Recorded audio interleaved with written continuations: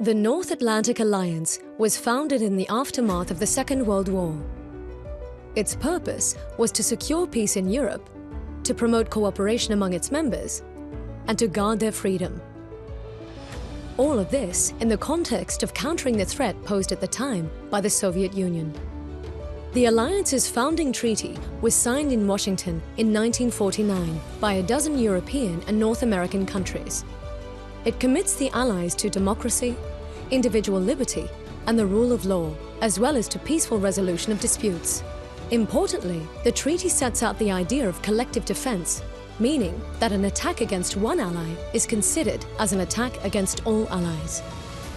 The North Atlantic Treaty Organization, or NATO, ensures that the security of its European member countries is inseparably linked to that of its North American member countries. The organization also provides a unique forum for dialogue and cooperation across the Atlantic.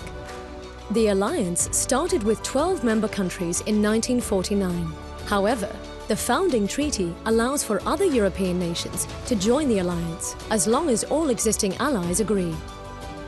Any prospective member must share NATO's core values and have the capacity and willingness to contribute to security in the Euro-Atlantic area. Today, NATO has 30 members who are stronger and safer together. For 7 decades, NATO has ensured peace within its territory.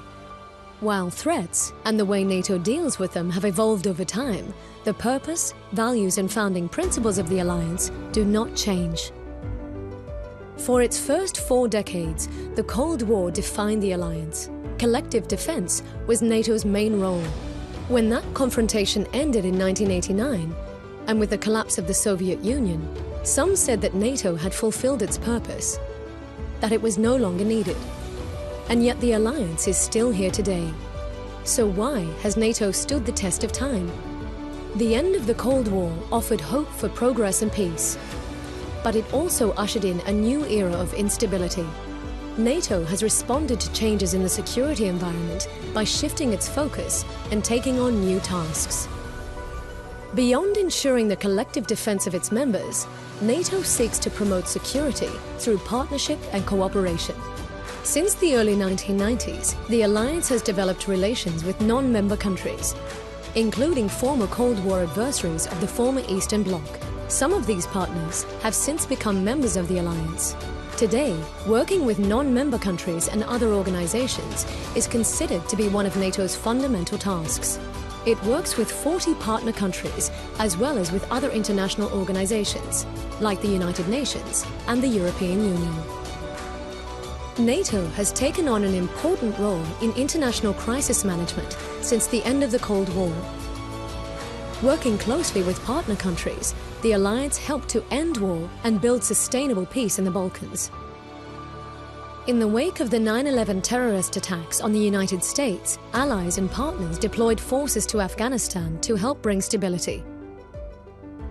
During the Arab Spring, NATO led an air campaign over Libya to protect civilians being targeted by the Gaddafi dictatorship.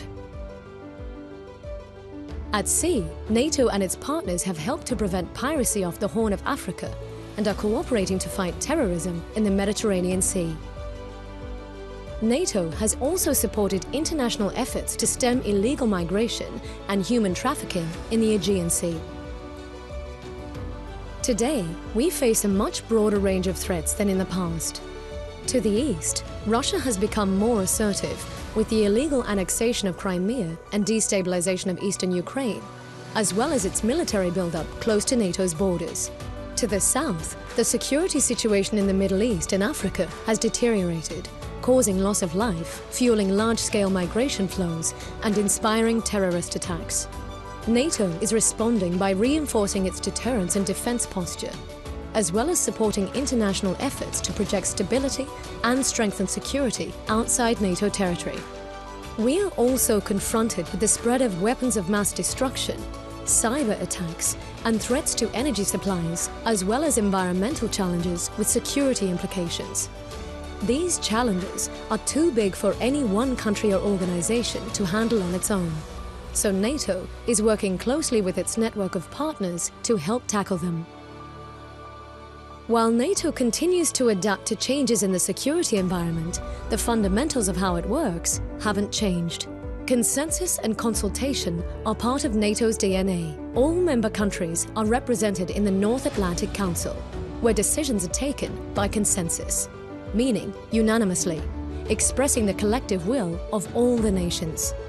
There is no NATO army. National forces are under national command.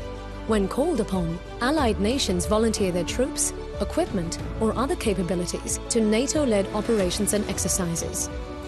Each member state pays for its own armed forces and covers the costs of deploying its forces.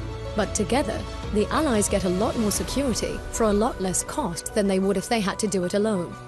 Each member contributes a small percentage of its national defense budget to NATO. The national contributions pay for running the political and operational headquarters in Belgium, as well as the integrated military command structure across NATO territory. They also cover some of the costs of shared military capabilities, systems and facilities needed for communication, command and control, or for logistical support to NATO operations. Other multinational capability projects are funded by groups of allies. Thanks to years of joint planning, exercises and deployments, soldiers from different nations can work well together when the need arises. Working together, the allies are stronger.